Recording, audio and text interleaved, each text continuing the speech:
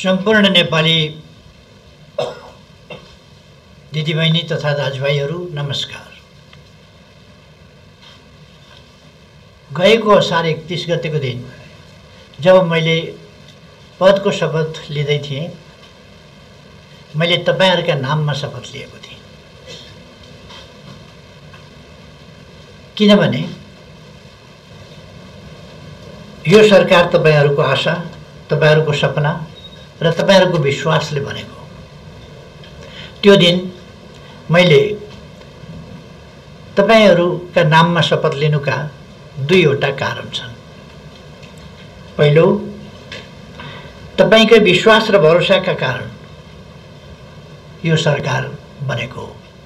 दोस्रो, यो सरकार तपाईकै लागि बनेको हो। आज हामीले सत्ता सम्हालेको 100 दिन पूरा भएको छ, तर म यहाँ तपाईहरुलाई तथ्याङ्कको लामो सूची सुनाउँदै छैन, किनकि अंकहरू आफैमा के हुन् र वास्तवमा महत्त्वपूर्ण कुरा भनेको ती अंकहरूले छोएका जीवन, हल्का बनाएका पीडा र देखाएका सुन्दर भविष्य हुन्। प्रिय दिदीबहिनी तथा दाजुभाइहरू, गएको साउन 6 गते मैले संसदमा विश्वासको मत लिँदै गर्दा यो सरकारका 5 वटा प्राथमिकता प्रस्तुत गरेको थिएँ।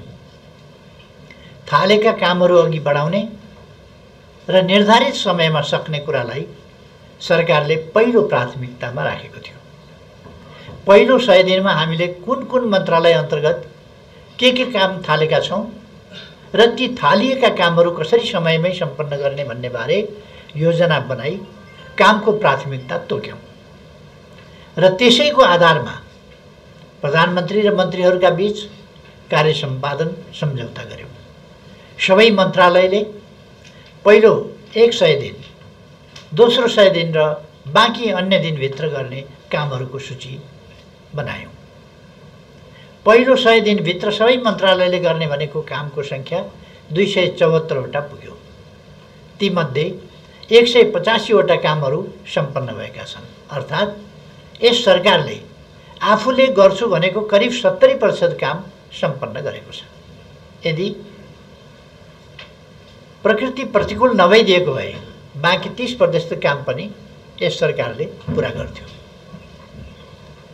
प्रिय दिदीबहिनी तथा दाजुभाइहरू, जब म नयाँ प्रधानमन्त्रीको रूपमा शपथ लिँदै थिएँ, त्यसको केही दिन अघिदेखि नै हामी त्रिशुली नदीको सिमलतालमा तीर्थयात्री बोकेको बस यात्रुसहित बेपत्ता भएको दुःखद घटनाबाट शोकमा थियौँ। त्यसैको केही दिनपछि सौर्य विमान दुर्घटना, नुवाकोटमा हेलिकप्टर दुर्घटना र भारतीय पर्यटक बस दुर्घटना भयो। गएको असोज 10 देखि 13 गते अकल्पनीय बाढी पहिरोको चपेटामा मुलुक पर्यो। यसै अवधिमा देशभर 7135 वटा विभिन्न प्रकारका विपदजन्य घटनाहरू भए। प्राकृतिक विपत्तिले धनजनको ठूलो क्षति गर्यो। कृषिबाली, पशु चौपाया एवं सडक, पुल, खानेपानी, सञ्चार, विद्यालय, विद्युत लगायतका संरचनामा ठूलो नोक्सानी पुग्यो। विपत्तिबाट प्रभावित नागरिकहरूको परिवारहरूलाई तत्काल उद्धार राहत, अत्यावश्यक भौतिक पूर्वाधार र सेवाको सञ्चालनलाई प्राथमिकतामा राखेर हामीले काम अघि बढायौँ। पीडित परिवारको राहत,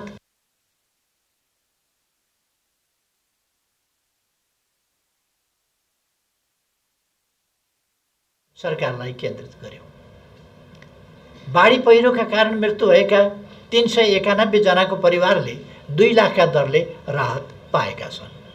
बाढी पहिरोबाट प्रभावित 2555 परिवारलाई 4 करोड 50 लाख रुपैयाँ तत्काल राहत प्रदान गरिएको छ। संकटग्रस्त क्षेत्रका 71 वटा स्थानीय तहमा 43 करोड रुपैयाँ विनियोजन गरिएको छ। प्रारम्भिक क्षतिको आकलन गरी अस्थायी वासस्थानको प्रबन्ध गर्ने कामलाई प्राथमिकतामा राख्यौं। हामी अहिले बाढी पहिरोले क्षति पुर्याएका भौतिक संरचनाहरूको निर्माणका कार्ययोजना सहित काम गरिरहेका छौं। संकटग्रस्त क्षेत्र घोषणा गरिएका जिल्लाको खानेपानी, विद्युत, सडक, सञ्चार लगायतका अत्यावश्यक सेवा 15 दिनभित्र सञ्चालनमा ल्याउन जिल्ला विपद व्यवस्थापन कोष मार्फत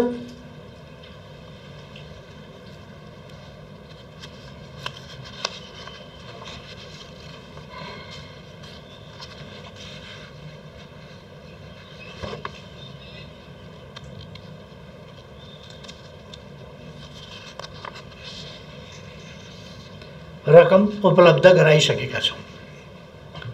यही बीचमा नेपालीहरूको महान पर्व बडा दशैँ आयो।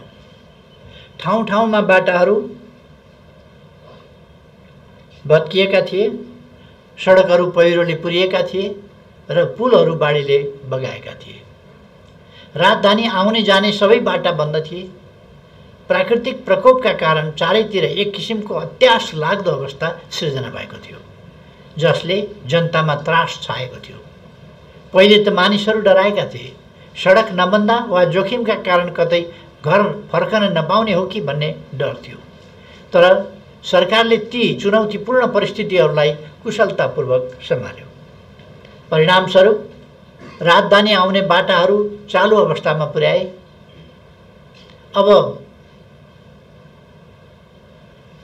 बन्दैन भनिएको या छिटै बन्दैन भनिएको बिपी राजमार्ग हुँदै सवारी साधन चल्न सुरु गरे। यस वर्षको दशैँमा पनि काठमाडौँ छोडेर घर फर्कनेको सङ्ख्या अघिल्लो वर्ष जस्तै करिब 8,14,246 पुग्यो। दशैँमा 1,11,154 सवारी साधन काठमाडौँ उपत्यकाबाट बाहिरिए। प्रिय दिदीबहिनी तथा दाजुभाइहरू, एक वर्ष अघि जाजरकोट, पश्चिम रुकुम, बझाङ, बाजुरा र डोटीमा भूकम्पले गहिरो चोट पुर्याएको थियो। ती स्थानहरूको पुनर्निर्माण कार्य त सुरु नै भइसक्नु पर्ने थियो, तर स्रोत व्यवस्थापनको लागि गर्नै पर्ने क्षतिको विस्तृत आकलन समेत भएको रहेनछ। अस्थायी बासको लागि दिइने 25,000 राहतमै पुनर्निर्माण कार्य अल्झिएको रहेछ। हामीले यस समस्यालाई समेत सम्बोधन गर्ने गरी विपद जोखिम न्यूनीकरण तथा व्यवस्थापन राष्ट्रिय परिषदको बैठकबाट क्षतिको विस्तृत आकलन पुरा गर्दै ती ठाउँमा स्थायी निजी आवास पुनर्निर्माणको काम अगाडि बढाउन आवश्यक बजेट 15 दिनभित्र उपलब्ध गराउने निर्णय गरिसकेका छौँ। हाम्रो उद्देश्य पीडित जनताको जीवनमा स्थिरता र सुरक्षा फिर्ता ल्याउनु हो। अब एक वर्ष अघिको भूकम्पले क्षतिग्रस्त भएका घरहरू र यस वर्षको बाढी र पहिरोले पीडित नागरिकहरूको आवास पुनर्निर्माण सँगसँगै अघि बढ्नेछ। दिदीबहिनी तथा दाजुभाइहरू, प्राकृतिक विपत्तिले सरकारको कामलाई केही समय धिमा त बनायो, तर सरकार सम्हालिँदै अघि बढ्यो। लामो समयदेखि 35 जिल्लाका 30 लाखभन्दा बढी किसानहरू दुधको भुक्तानी नपाएर कठिनाइमा थिए। बितेको 100 दिनमा लगभग 15 लाख दुग्ध किसानले भुक्तानी पाएका छन्। उनीहरूले पाउने रकम भुक्तानीका लागि सरकारले 60 करोड रुपैयाँ निकासा गरेको थियो। त्यसैगरी करिब 75,000 उखु किसानहरू जसले वर्षौंदेखि आफ्नो पसिनाको मूल्य पाउन सकेका थिएनन्, उनीहरूले पनि आफ्नो अनुदान बापतको भुक्तानी पाइसकेका छन्। कृषि बाली तथा पशुधन बीमामा समावेश भएका हजारौं कृषकहरूले पनि अब राहतको श्वास फेरेका छन्। बितेको 100 दिनमा तिनीहरूको बीमा बापतको भुक्तानी गर्न 80 करोड रुपैयाँ बीमा प्राधिकरणको खातामा पठाइएको छ। हिउँदे बालीका लागि चाहिने रासायनिक मलको बन्दोबस्त गरिसकिएको छ। हामीले संसदमा भनेका थियौं, निर्माण सम्पन्न गरेर भुक्तानी पाउन नसकेका निर्माण व्यवसायीहरूलाई समयमै भुक्तानी दिनेछौँ। निर्माण व्यवसायीहरूले पाउनुपर्ने मध्ये सङ्घीय मन्त्रालयहरूबाट 6 अरब 75 करोड रुपैयाँ यस अवधिमा भुक्तानी पाइसकेका छन्। दिदीबहिनी तथा दाजुभाइहरू, संसदबाट विश्वासको मत लिने बेला प्रस्तुत गरेको अर्को प्राथमिकता थियो उद्यमशीलताको प्रवर्धन। काम गर्ने युवाहरूलाई देशमा केही अवसर छैन, विदेश नै भासिनुपर्छ भन्ने समाजमा जबरजस्त भाष्य छ।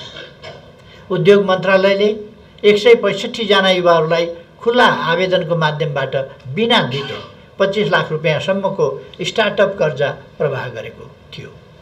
ती युवाहरूले आफ्नो व्यवसाय सञ्चालन गरेर कर्जाको सामा ब्याजको किस्ता भुक्तानी समेत सुरु गरेका छन्।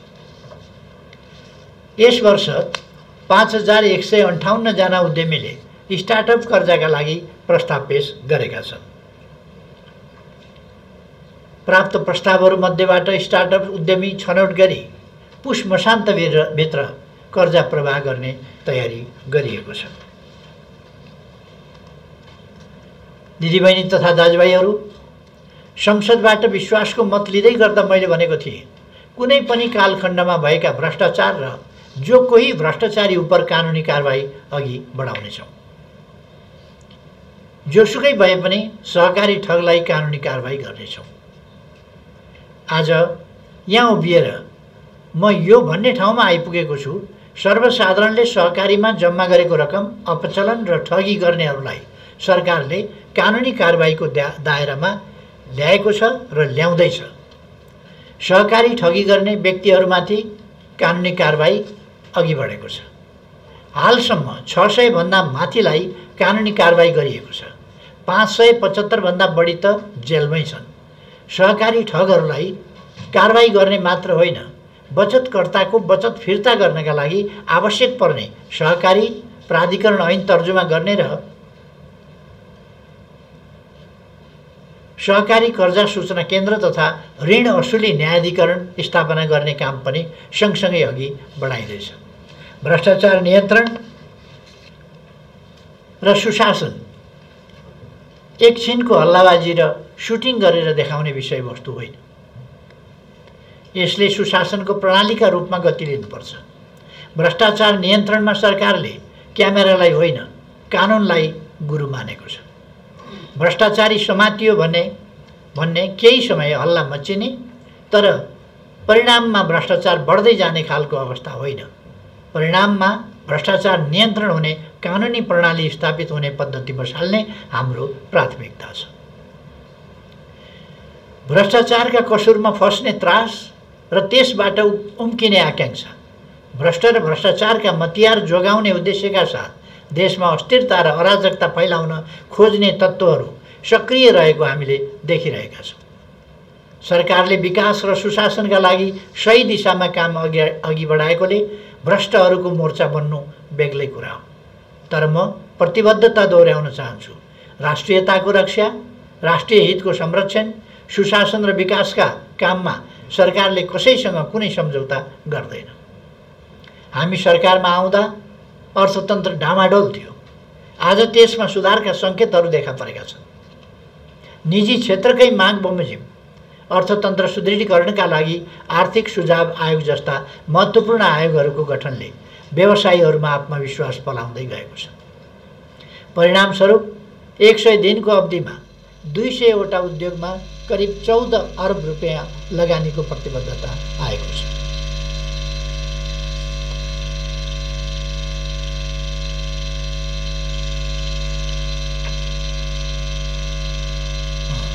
अन्तर्राष्ट्रिय स्वतन्त्र विज्ञ संस्थाबाट नेपालको सार्वभौम साख मूल्याङ्कन क्रेडिट रेटिङको कार्य अन्तिम चरणमा पुगेको छ। लामो समयदेखि गिरेको शेयर बजार प्राकृतिक विपत्तिको प्रतिकूलताका बीचमा पनि प्रगतिकै लयमा छ। नेपालमा पेट्रोलियम पदार्थको सहज आपूर्ति र भण्डारण क्षमता अभिवृद्धिका लागि भारतको सिलिगुडीदेखि झापाको चारालीसम्म र अम्लेखगञ्जदेखि चितवनको लोथरसम्म पाइपलाइन विस्तार तथा टर्मिनल भवन निर्माण कार्य अगाडि बढाउन नेपाल आयल निगम र इन्डियन आयल कर्पोरेसन बीच सम्झौता सम्पन्न भएको छ।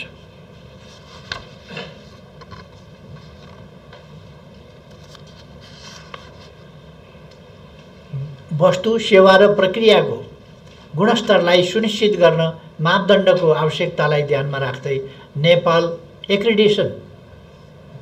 एक्रिडिटेसन सेन्टर सञ्चालनमा ल्याइएको छ। यस संस्थाले मुलुकभरका विभिन्न क्षेत्रका गुणस्तर निर्धारण गर्ने संस्थाहरूको कार्यक्षमता, पारदर्शिता र प्रामाणिकताको मापन गर्ने जिम्मेवारी वहन गर्नेछ। चालु आर्थिक वर्षको असोजसम्ममा असोज मसान्तसम्ममा सङ्घीय सरकारी खर्च गत आर्थिक वर्षको सोही अवधिको तुलनामा केही प्रतिशतले वृद्धि भई करिब 329 अर्ब रुपियाँ पुगेको छ। कुल राजस्व परिचालन 13.3% वृद्धि भई करिब 248 अर्ब रुपियाँ पुगेको छ। प्रिय दिदीबहिनी तथा दाजुभाइहरू, अभाव र गरिबीको जीवन बाँचिरहेका नागरिकहरूको सेवा हाम्रो तेस्रो प्राथमिकता थियो। यसका लागि हामीले आर्थिक अभावमा जलनको उपचार गर्न नसक्ने नागरिकहरूका लागि 7वटै प्रदेशमा निःशुल्क उपचारको व्यवस्था गरेका छौँ। कोशी प्रदेशको बीपी कोइराला स्वास्थ्य विज्ञान प्रतिष्ठान, मध्य प्रदेशको नारायणी अस्पताल, बागमती प्रदेशको कीर्तिपुर अस्पताल, गण्डकी प्रदेशको पोखरा स्वास्थ्य विज्ञान प्रतिष्ठान, लुम्बिनी प्रदेशको भेरी अस्पताल, कर्णाली प्रदेशको सुर्खेत प्रादेशिक अस्पताल र सुदूरपश्चिम प्रदेशको सेती प्रादेशिक अस्पताल मार्फत उपचार खर्च बेहोर्न नसक्ने नागरिकहरूलाई कस्मेटिक बाहेकको जलन उपचार निःशुल्क गर्ने व्यवस्था गरिएको छ।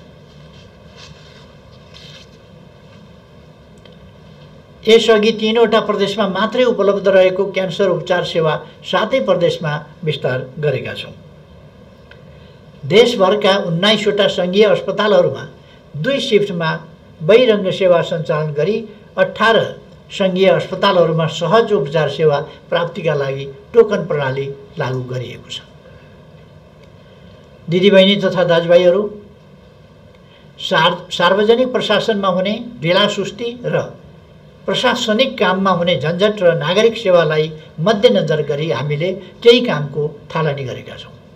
अब सवारी चालकले ट्रायल पास गर्नका लागि नागरिक एपमा नै लाइसेन्स पाउनेछ।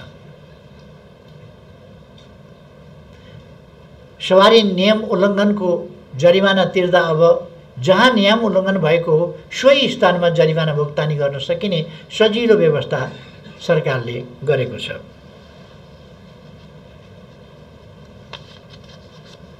कुनै पनि सरकारी सेवा लिन कार्यालय धाउनु नपर्ने, कर्मचारी भेट्नु नपर्ने र घरमै बसेर सबै सेवा लिन सक्ने व्यवस्था गरेका छौँ।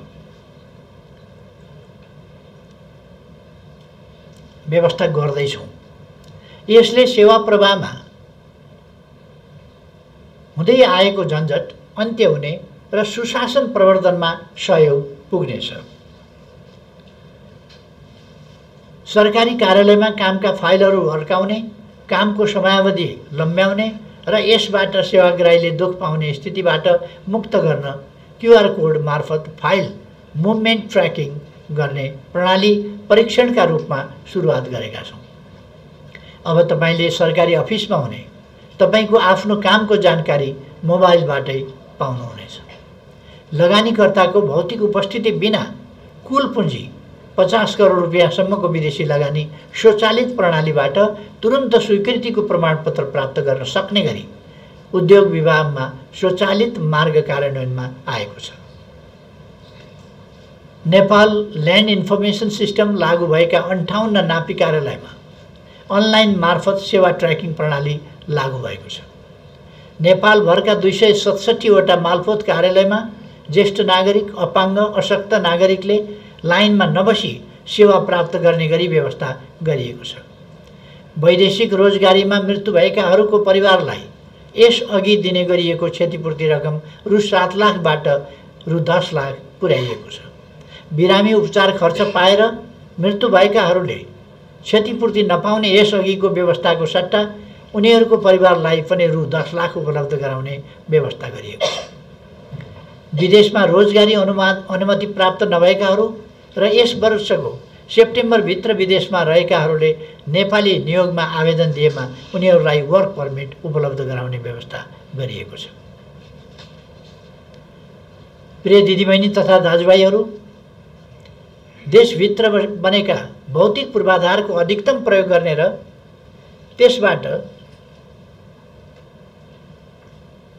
त्यसबाट लाभ लिने यस सरकारको घोषित नीति हो। त्यसैले राम्ररी सञ्चालनमा नआएका अन्तर्राष्ट्रिय विमानस्थलको प्रयोग बढाउन यस सरकारले ठोस कदम चालेको छ। भैरवा र पोखरामा फ्लाइट आकर्षित गर्न भैरवा र पोखराका लागि हवाई इन्धनको मूल्यमा प्रति लिटर $0.37 कम गरी अन्तर्राष्ट्रिय उडानको प्रबन्ध गर्न सफल भएका छौँ। अब आउँदो कार्तिक 24 गतेदेखि दुबईदेखि भैरवासम्म र काठमाडौँ हुँदै भैरवादेखि दुबईको उडान सुरु हुनेछ।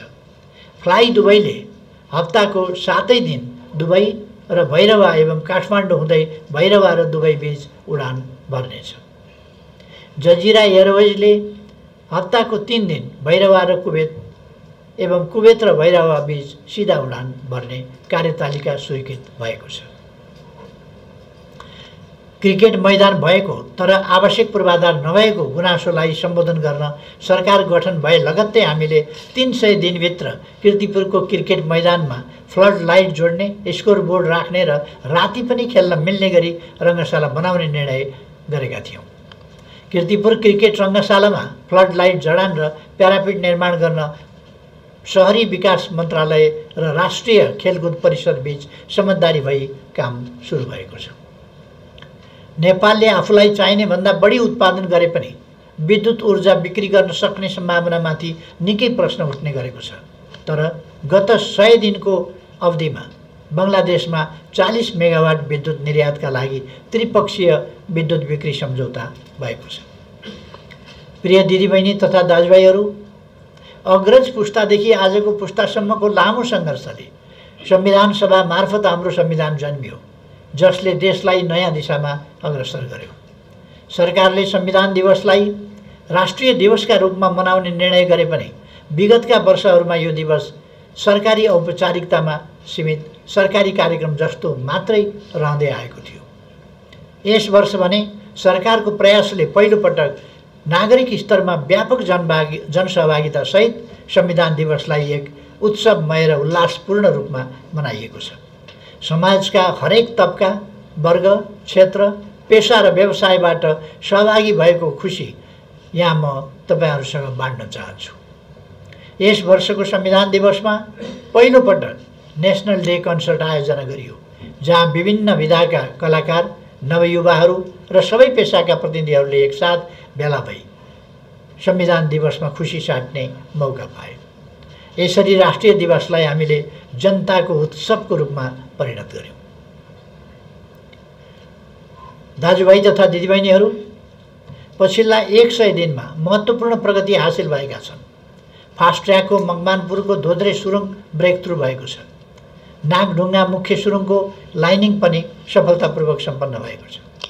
रूपन्देहीको सिद्धबाबा सुरुङमा उल्लेखनीय प्रगति भएको छ, जहाँ 396.85 मिटर सुरुङ खन्ने काम मात्र 100 दिनभित्र पुरा भयो र अहिलेसम्म 647 मिटर सुरुङ खनिएको छ। सडक निर्माण र मर्मतका क्षेत्रमा पनि ठूला उपलब्धिहरू हासिल भएका छन्। बितेको 100 दिनमा 4038 किलोमिटर सडक मर्मत गरिएको छ र 32.5 किलोमिटर सडक कालोपत्रे गरिएको छ, जसले यातायातलाई थप सहज र सुरक्षित बनाएको छ। ऊर्जा उत्पादनको क्षेत्रमा माथिल्लो त्रिशुली ए, त्रिशुली 3A जलविद्युत आयोजनामा 2वटा टर्बाइन सहित मेकानिकल पार्ट्सको मर्मत सम्भार गरी 30 मेगावाट विद्युत उत्पादन सुरु भएको छ। साथै चिलिमे हब GIS सब स्टेसन र त्रिशुली हब हाइब्रिड GIS सब स्टेसन पनि सञ्चालनमा आएको छ, जसले देशको विद्युत प्रणालीलाई थप सुदृढ बनाएको छ। विषय त सानै होला, तर खास ठाउँको लागि महत्त्वपूर्ण छ। देशभरका 753 पालिका मध्ये सैपाल गाउँपालिका एकमात्र यस्तो स्थानीय तह थियो जहाँ वित्तीय संस्थाको पहुँच थिएन। प्राविधिक रूपमा असम्भव मानिएको उक्त गाउँपालिकामा जब वाणिज्य ब्याङ्कको शाखा स्थापना भयो, करिब 500 घरधुरीका 3000 जनाले यसबाट प्रत्यक्ष लाभ पाउने अवसर प्राप्त गरेका छन्।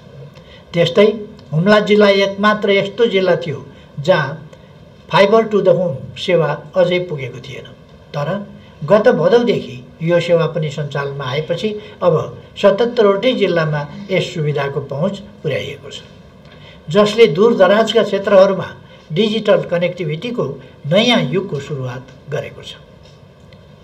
प्रिय दिदीबहिनी तथा दाजुभाइहरू, कानुन वा नीति निर्माणको प्रगतिले सर्वसाधारणलाई प्रत्यक्ष त केही असर नपर्ला, तर तिनै नीतिहरू शासन र प्रशासनको आधारशिला हुन्। ती बिना राज्य चल्नै सक्दैन। यस अवधिमा विभिन्न मन्त्रालयसँग सम्बन्धित 4 दर्जनभन्दा बढी ऐन, नियम र कार्यविधिहरूमा सहमति प्रदान गरिएको छ। यस अवधिमा 17 वर्ष अघिदेखि थालनी भएको शान्ति प्रक्रियाका बाँकी कामलाई अन्तिम निष्कर्षका नजिक पुर्याउन हामी सफल भएका छौँ। त्यस सिलसिलामा सत्य निरूपण तथा मेलमिलाप आयोग ऐन 2071लाई संशोधन गर्न बनेको विधेयक सर्वसम्मतिबाट स्वीकृत र प्रमाणीकरण भएको छ। आयोग गठनका लागि सिफारिस समिति बनेको छ र त्यसले आयोग गठनको प्रक्रिया अघि बढाएको छ। लामो समयदेखि द्वन्द्व खेपेको हाम्रो समाजका लागि यो सुखद सन्देश हो। प्रिय दिदीबहिनी तथा दाजुभाइहरू, यस सरकारमा तपाईहरूले विश्वासका साथ चुनेका संसदका प्रमुख 2 दल नेपाली कांग्रेस र नेकपा एमाले छन्। अरू दलहरू पनि यसमा सामेल हुनुहुन्छ र मैले सरकारको नेतृत्व गरिरहेको छु। यी दुवै दल नेपाली कांग्रेस र नेकपा एमाले लोकतन्त्रका लागि लामो सङ्घर्ष, योगदान र बलिदान गरेका तथा लामो इतिहास भएका दलहरू हुन्। यी प्रतिस्पर्धी दल त हुन्, तर जति बेला देश अप्ठ्यारो स्थितिमा हुन्छ त्यति बेला राजनीतिक स्थिरता, विकास, सुशासन दुवै दलका साझा प्रतिबद्धता छ। यी प्रतिबद्धता पूरा गर्न बिग्रिएको स्थितिलाई सही ठाउँमा ल्याउनुपर्छ। अफवाह, झुट, स्टन्ट र अराजकताले बिथोलेको सामाजिक जीवनलाई यथार्थमा आधारित, शान्त र सुसंस्कृत बनाउनु पर्दछ। हामीले हाम्रो छिमेक सम्बन्धलाई न्यायोचित र राष्ट्रिय हितमा अडिँदै पारस्परिक लाभ र सम्मानका आधारमा अघि बढाएका छौँ। हामी स्पष्टता, सुमधुर र उपलब्धिपूर्ण छिमेक सम्बन्ध, शान्तिपूर्ण, न्यायोचित र जिम्मेवार अन्तर्राष्ट्रिय सम्बन्धमा विश्वास गर्छौँ। विश्वका कतिपय भूभागमा भएका हिंसा र तनावबाट हामी चिन्तित छौँ।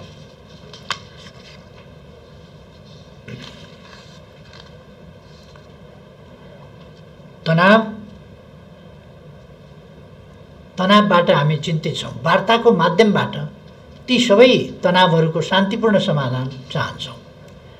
सबैले संयमतापूर्वक शान्ति स्थापनामा लाग्न जरुरी ठान्छौँ। म यहाँ एउटा तथ्य उल्लेख गर्न चाहन्छु। सरकारले 100 दिन पूरा गरेपछि होइन, सरकार बनेकै दिनदेखि विरोध सुरु गरियो। यसको कारण थियो देशमा साम्प्रदायिक विद्वेष खडा गर्ने, अराजनैतिक बोली र व्यवहारबाट हाम्रो सभ्यता र संस्कृतिमाथि हमला गर्ने, चलिरहेका उद्योगहरू बन्द गराउने, पुँजी पलायन गराउँदै देशको अर्थतन्त्र र वाणिज्य क्षेत्रलाई तहसनहस पार्ने र नयाँ उद्योग स्थापना हुन नदिने यस्ता प्रयासहरू यी क्रियाकलापका पछाडि थिए। अहिले साम्प्रदायिक विद्वेष, घृणा र परस्पर बेमेलको वातावरण पैदा गरेर हाम्रो राष्ट्रिय एकतालाई बिथोल्ने र प्रतिगमनतर्फ लैजाने प्रयास पनि भइरहेको छ। तर नेपाल र नेपालीलाई प्रतिगमन कुनै हालतमा स्वीकार्य छैन। सरकारले लोकतन्त्रलाई सुदृढ गर्न बनेको संविधानको रक्षा गर्नेछ। साम्प्रदायिक विद्वेष र घृणा होइन, सामाजिक न्याय र समानतामा आधारित सामाजिक सद्भावको बाटोबाट राष्ट्रिय एकता कायम गर्ने हाम्रो नीति दृढताका साथ कार्यान्वयन गरिनेछ। हाम्रा सुन्दर, शिष्ट र समृद्ध सामाजिक सांस्कृतिक मूल्यहरूलाई कमजोर पार्ने प्रयत्नहरूलाई असफल बनाइनेछ। सरकार अहिले ढल्छ, भरे ढल्छ, भोलि बिहानै ढल्छ भन्ने जस्ता अफवाह पनि फैलाउने गरिएको छ। यो काम गर्न नदिने उद्देश्यले चलाइएको हल्ला हो। कांग्रेस र एमाले जस्ता इतिहास र हैसियत भएका दलहरू मिलेर बनेको सरकार ढल्ने दिवा सपना कसैले नदेखे हुन्छ। हामीलाई काममा सफलता पाउन कर्मचारी प्रशासनको सहयोग चाहिन्छ। अझ सरकारका प्राथमिकतालाई नागरिकको जीवनमा विस्तार गर्न मुख्य जिम्मेवारी ब्युरोक्रेसीले निर्वाह गर्नुपर्छ। कामका दौरानमा मलाई कतिपयले सुनाउनुहुन्छ, बारम्बार सरकार फेरबदलका घटनाले ब्युरोक्रेसी नै अल्मलिएको छ, कर्मचारीले काम होइन स्थायित्वप्रति आशंका गरेका छन्।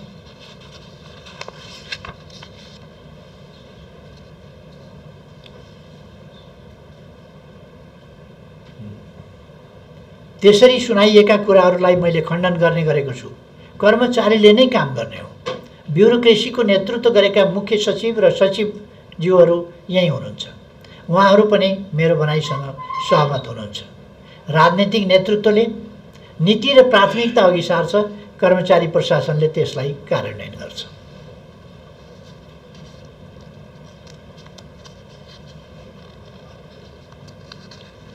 सीमित स्रोत साधन, विरासतमा प्राप्त भएको बिग्रदो आर्थिक अवस्था र अचानक आइपरेको प्राकृतिक विपदका बावजुद सरकारले नीति तथा कार्यक्रम र बजेटको कार्यान्वयनलाई शीघ्र, प्रभावकारी, नतिजामुखी र नागरिक मैत्री बनाउँदै कार्यान्वयन गरिरहेको छ। प्रिय दिदीबहिनी तथा दाजुभाइहरू, हामीलाई राम्ररी थाहा छ यो सरकारप्रति तपाईहरूको अपेक्षा उच्च छ। तपाईहरूको अपेक्षालाई पूरा गर्नु सरकारको दायित्व हो। तर यहाँनिर हाम्रो काम र अपेक्षा बीच सन्तुलन चाहिएको छ। हाम्रो सङ्कल्प असीमित भए पनि हामीसँग भएको स्रोत साधन सीमित छ। नागरिकको अपेक्षा मात्रै बढाए पुग्ने तर कामको जिम्मेवारी लिनु नपर्ने पक्षले समाजमा असन्तुष्टिको माहौल खडा गर्न खोजेको छ। मिलेर सामना गर्नु पर्ने राष्ट्रिय सङ्कटबाट पनि राजनीतिक लाभ लिन खोजिरहेको छ। तपाईहरूले यस कुरामा विचार पुर्याउनु पर्ने र हामीले आफ्नो कामको रफ्तार बढाउनु पर्नेछ। 100 दिन सकियो, अर्को 100 दिन र बाँकी अवधिमा गर्ने कामका योजनाहरू आजबाट सुरु हुन्छन्। बितेका 100 दिनमा हामीले विपत्तिका बीच पनि गरेका केही नवीन थालनी स्थिरता, सुशासन र विकासको लक्ष्यतर्फका पाइला हुन्। प्रिय दिदीबहिनी तथा दाजुभाइहरू, आउनुहोस् हाम्रो साझा लक्ष्य समृद्ध नेपाल, सुखी नेपाली तर्फ हाम्रो पाइला अघि बढाउँ।